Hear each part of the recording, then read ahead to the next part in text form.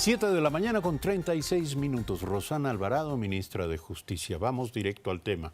¿Qué originó todo esto? ¿Cuál fue el origen mismo? Porque se dijo en una primera instancia que la comisión había conocido una denuncia sobre la supuesta violación a los derechos humanos de los señores...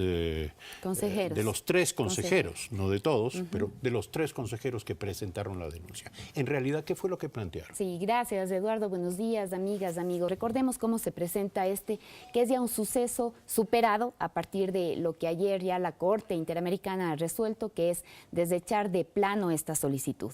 Esto se presenta hace ya algunas semanas porque 3 de los consejeros del Consejo de Participación le solicitan a la Comisión Interamericana. El sistema está conformado por la Comisión y por la Corte. Le solicitan a la Comisión medidas cautelares. Nosotros como Estado, ha sido muy clara la postura que hemos tenido, no hemos reconocido como facultad de la Comisión el poder dictar medidas cautelares. Estas medidas cautelares están en el reglamento. El Estado siempre ha sido el Estado ecuatoriano muy crítico con respecto a la posibilidad de que la Comisión Interamericana pueda dictar medidas cautelares. Bien, la Comisión recibe esta solicitud de medidas cautelares que tenían como objetivo suspender las elecciones. Suspender el proceso de elecciones de consulta popular que ya se dio el día 4 de febrero. O sea, el primer pedido no era relacionado con la supuesta violación de derechos de estos 3 comisionados. Digamos, justificaban, porque tienes que establecer allí 3 requisitos que tienen que cumplirse, ya sea para las medidas cautelares o para las medidas provisionales. Esto es la gravedad, la urgencia y la irreparabilidad, ¿sí? Esos son temas que son los requisitos sin los cuales pues no se puede dar trámite y los que tienen que ser analizados por la Comisión o por la Corte. Entonces reciben esta solicitud la Comisión de medidas cautelares, la Comisión se queda con ese pedido un mes. Y esto es importante saberlo porque es algo que llama la atención la Corte y dice cómo si es que es urgente, cómo si es que es grave, cómo si es que es irreparable. Se queda un mes con esto. Claro. Le piden que se suspendan las elecciones, usted se queda un mes con esto, se dan las elecciones y ahora la Comisión cambia el pedido inicial que había recibido de los señores consejeros y le dice a la Corte dicte medidas provisionales para que no les destituyan.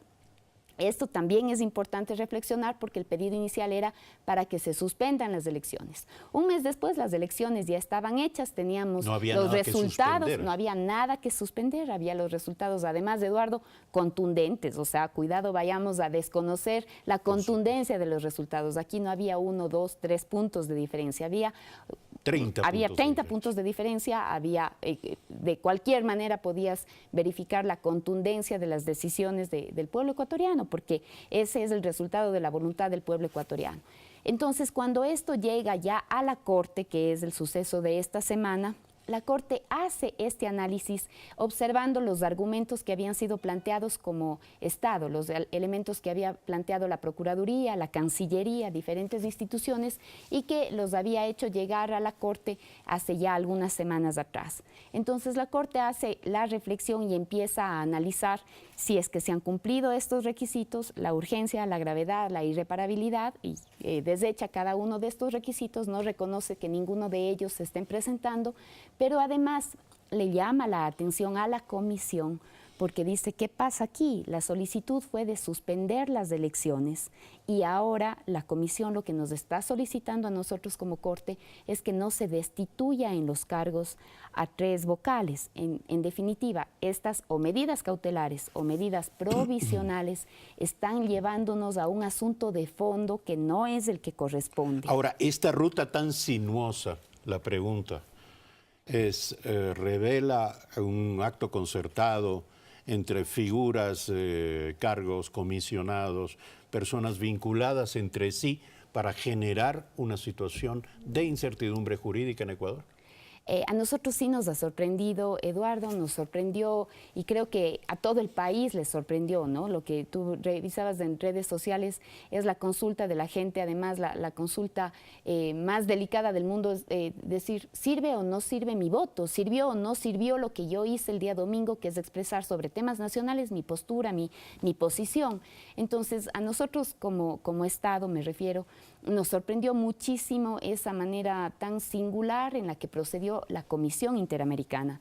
Viajábamos ayer a Costa Rica con esta preocupación, pero también te digo con mucha sinceridad, con la esperanza de que la Corte Interamericana pues no podía dejar de ponderar lo que había sucedido en el Ecuador cuando millones de ecuatorianos se pronunciaron. Eso versus el mantener en el cargo a 3 personas, ¿sí? A 3 personas que eran los consejeros que habían solicitado la urgencia de la intervención de la Comisión Interamericana para que no sean destituidos. Me parece que era una burla, un irrespeto a la que fue la decisión del pueblo ecuatoriano. Ahora, han surgido algunas críticas respecto de que no se debía plantear una estrategia política, sino una estrategia jurídico-diplomática, y haberlo hecho además de manera precavida, haber actuado antes de que las cosas hayan llegado. Es que antes se hizo, es que antes se hizo.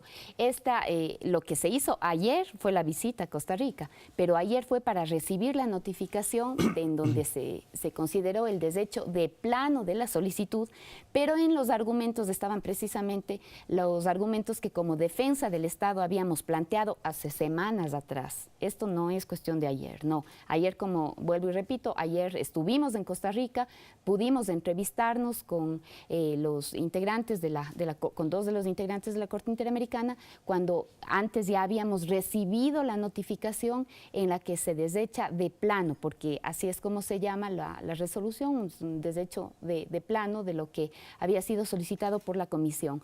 Pero la estrategia jurídica de Cancillería y de la Procuraduría tiene ya semanas elaborada y presentada para la defensa. Ministra, ¿esto cierra el capítulo? Esto cierra el capítulo, ya no se pueden dictar sobre este caso medidas cautelares, porque esa ha sido la resolución de la Corte Interamericana, el máximo órgano que en este caso pues ha sabido actuar y resolver su postura jurídica naturalmente, reconociendo el proceso legítimo, democrático, honrando la voz del pueblo ecuatoriano en las elecciones del día 4 de febrero. En su opinión es una victoria del Estado, pero solo de aquellos que votaron sí. Es una victoria como pueblo, como nación, Eduardo. Imaginémonos lo que significaba que se queden desconocidos los votos, la postura de millones de ecuatorianos, ya no solamente de quienes hemos apoyado las decisiones y hemos hecho campaña por el sí. El desconocimiento de un proceso democrático, imaginémonos el daño que le hacía al país, al pueblo, a la nación.